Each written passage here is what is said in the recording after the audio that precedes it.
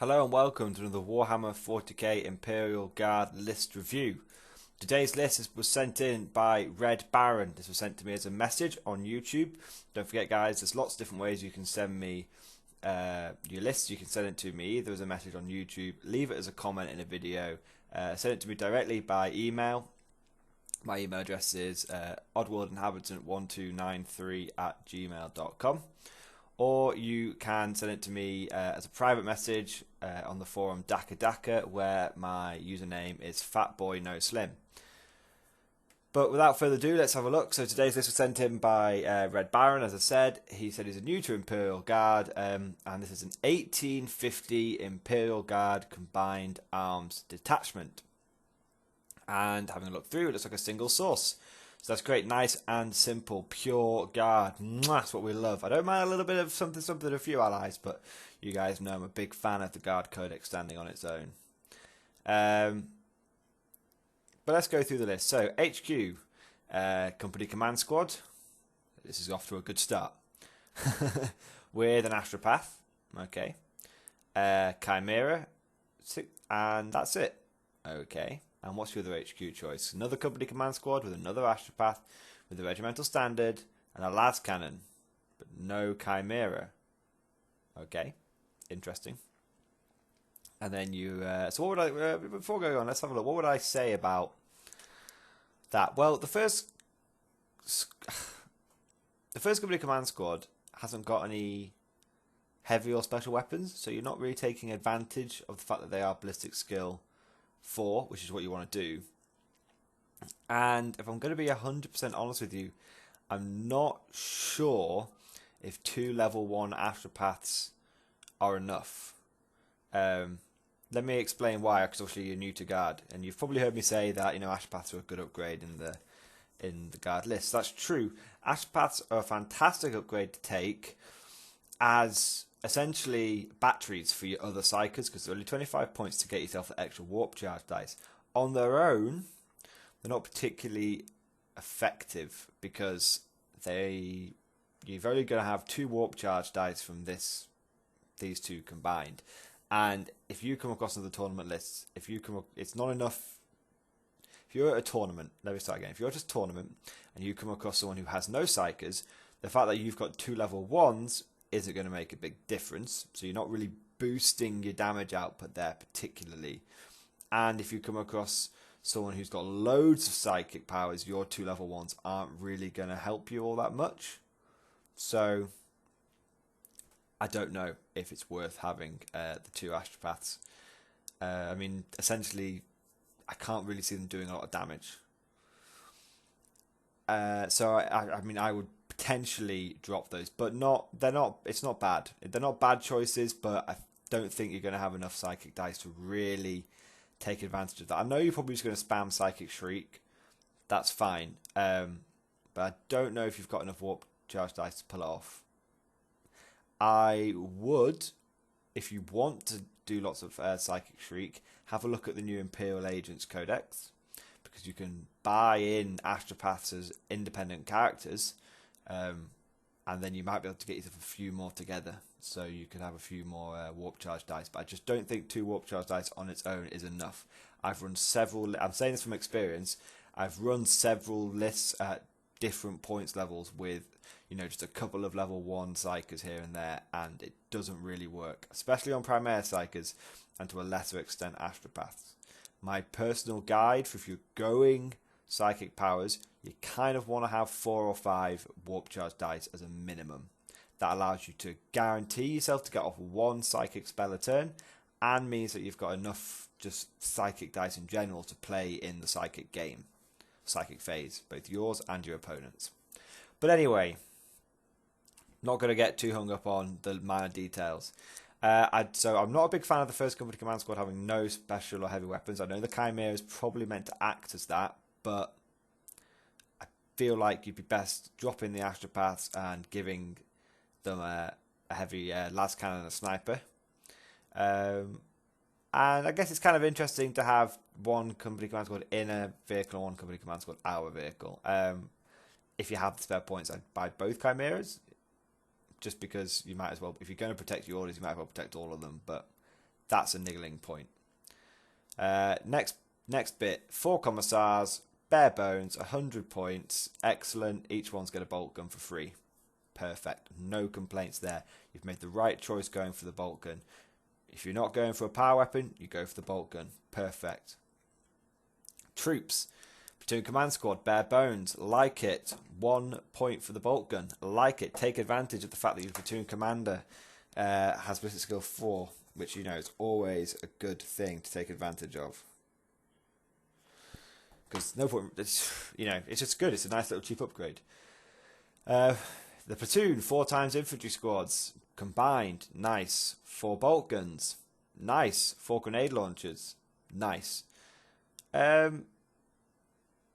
Yeah, I see you've not taken any heavy weapons there. Something you might want to consider, because it means a lot of the time your guard squads aren't going to be doing a lot of stuff, because they'll be taking a few turns getting into the 24-inch range, but it keeps them cheap and keeps them fairly mobile, so not too many complaints there.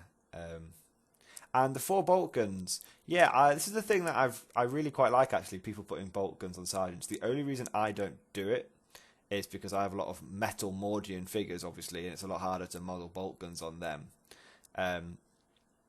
But I definitely think the bolt gun is a good idea for an upgrade. It's 1 point, and as long as you don't really go nuts and start spending 20 or 30 points on bolt guns, as long as you keep it to about 10-15 points, I think they're worthwhile investment. So yeah, that 40 men blobbed up, nice, no real complaints. 40 conscripts, nice, just good old chunko conscripts, love it. And the next platoon is exactly the same. So 2 platoons of 85 guys, as you say, if you include platoon command squad, so 170 infantry. Nice. That's a lot of objectives secured. That's a lot of speed bumps if you come across a invisible Death Star. In theory, if you spread your men out long enough and you put the one blob behind the other, you can hold up an invisible Death Star for 4 turns there. Can take them 1 to 2 turns to get into your ranks anyway. So potentially you've got enough infantry there to hold up a big, nasty, invisible Death Star for 3 or 4 turns. That's good. That's what you want to take into account. And you've got enough infantry there to pound it forward if you're facing something like a Tau gun line, and most, if not all of them, will die on the way in. But you've got plenty to keep them busy, whilst your other stuff, which I can see later on your list, goes to work.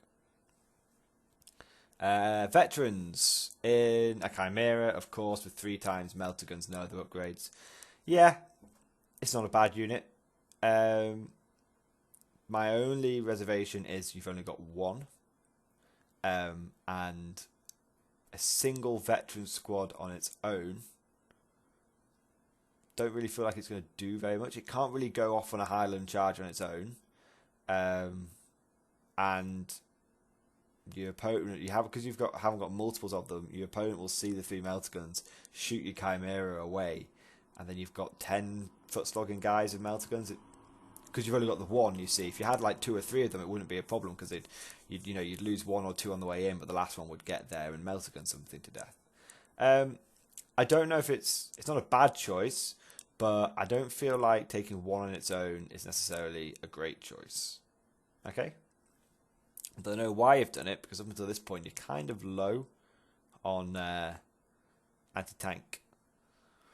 Which brings on to your next part, the fast attack Vendetta standard.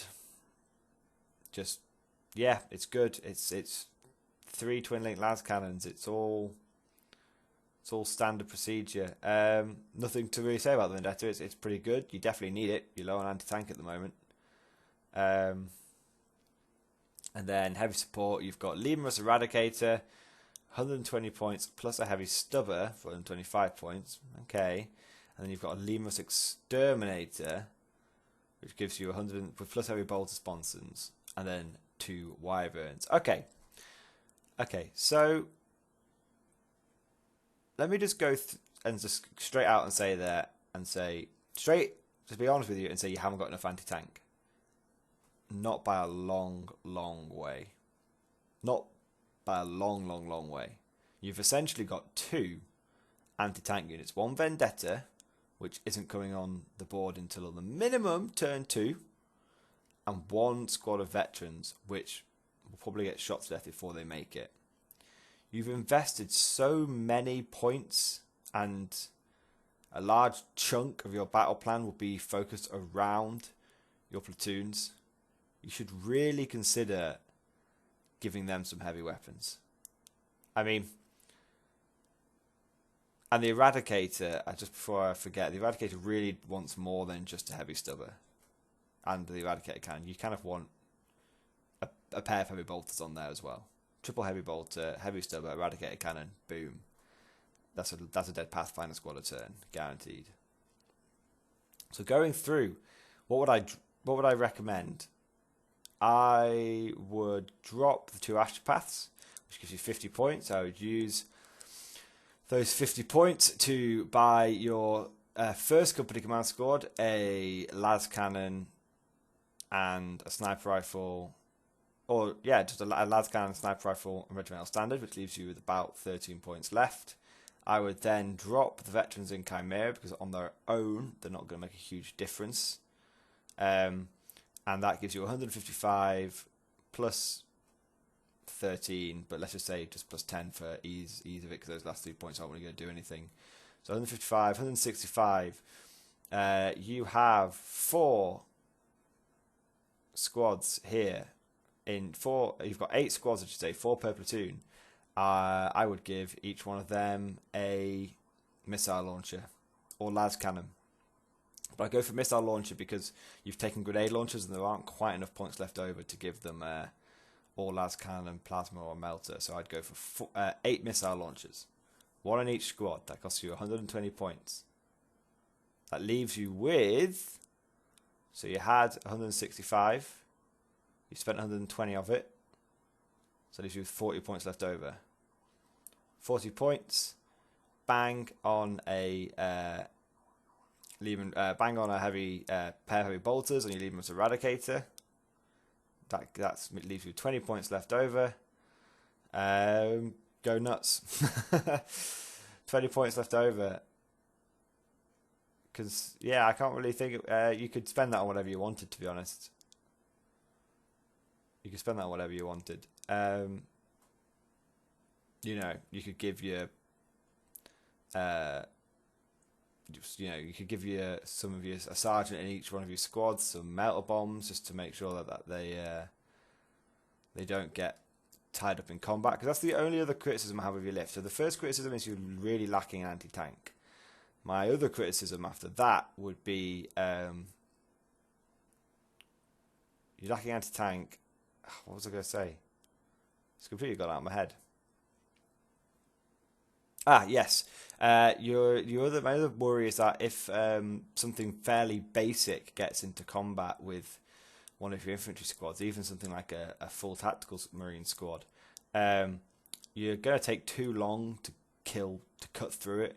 You know, even if you've got 40 guardsmen versus 10 tactical units, it's going to take you like turn after turn of combat to bayonet them down. So you might want to consider getting fuck it on the conscripts, you don't really care, but you might want to consider getting on each of the commissars and the infantry blobs, you might want to consider getting a power weapon, just to, if they get tied up in combat, they can help cut themselves out, chop themselves out. But there you go. Overall, I think the list is good. No real complaints, if I'm going to be honest. Just those 2 factors. You need a way of not getting tied up in combat. You know, you want to when you want to get tied up in combat, it's on your own terms. So a way of doing that, and you need a lot more anti-tank. But missile launchers can do it. Missile launchers are okay. If you're not a big fan of missile launchers, or you don't want to go out there and spend fuckloads of money on loads of missile launcher teams, because they're quite expensive from Games Workshop. What might be cheaper is get yourself some Armored Sentinels. Get yourself some Armored Sentinels. They're pretty, they're pretty good, Armored Sentinels. Generally work as mobile heavy weapons teams. So you could probably, with if you got rid of your veterans and your astropaths and your other bits and bobs, you could probably get yourself 4 armor sentinels with autocannons or missile launchers. It's only, yeah, something like that. You could, which would, they could stomp along behind your infantry squads and provide some covering fire, or if something big and nasty, or if a big unit of like Hormiguns or something, or Orc Boys gets too close for you, you can just charge them in and they'll time up for most of the game. Unless obviously there's a power claw in the Orc squad, but you know what I mean in general. So armor sentinels are pretty versatile, something you should consider. Not a super competitive choice, but a potentially what you're looking for here. I can see you're trying to be on foot but mobile, and that's a good thing. That's what you want to be aiming for. And armor sentinels might be the answer to what you want. But I am fully aware, before anyone shouts me out in the comments, that armor sentinels are not the most competitive choice, but they are a quite good choice. But yes, overall, solid list. If you sort out the anti-tank issue, that's your number one. That's the primary thing you want to sort out. Get more anti-tank. Once you've done that, then I think you're fine. The getting tied up in close combat issue is not a huge issue, just a minor one.